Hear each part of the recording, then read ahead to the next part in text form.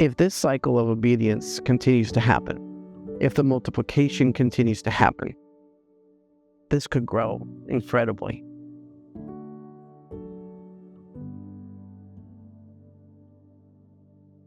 Ramon Gabriel is a pastor, and he first came to Santiago from San Francisco de Macorís.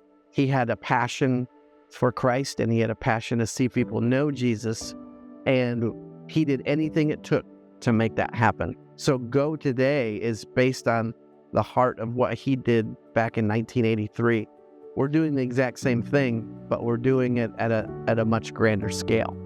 He didn't care what people thought. He only cared what Christ thought, and his goal was to reach and save the lost. He was making disciples before people really talked about that much, and it was different in a way that he could contextualize everything that he was doing to fit whatever group that he was with. So if it was youth, he would go down this route of basketball. If it was people who were hurting, he was able to develop medical ministries that would help them. Well, he was able to reach people right where they were at, shape-shifting in the different spots where he needed to be in order that people could hear the word of God and to know the gospel. The obedience of Ramon Gabriel that has been multiplied as the ministry begins to grow. And you can see not only Gabriel and his family and the local leaders that we have been working with forever, and also missionaries and people on mission trips.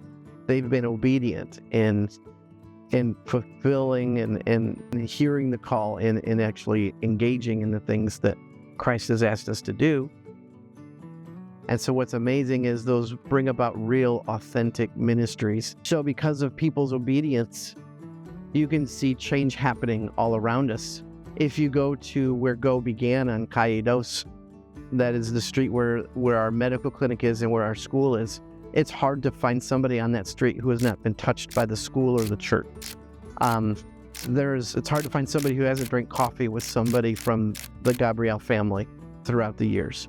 When you go into areas where we have been doing sports ministry, there's times when people say, there's not as much crime in this community.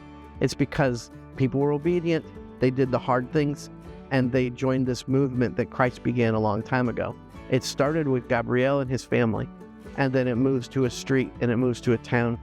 And so lives are being changed in the north and the south, in Santiago, in the countryside, in the urban settings, and then missionaries begin to come.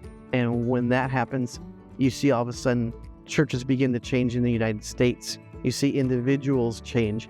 You have people come on a mission trip and say, this experience is changing every aspect of my life, from the way that I'm a father, from the way that I'm a son, to the way that I'm an employer and employee.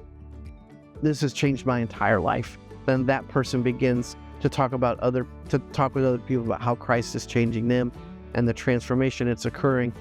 Now it's going global. And we're here in Argentina, and we are doing the exact same thing that Gabriel was doing in 1983, but now on a different part of the continent. And it's amazing to see that grow.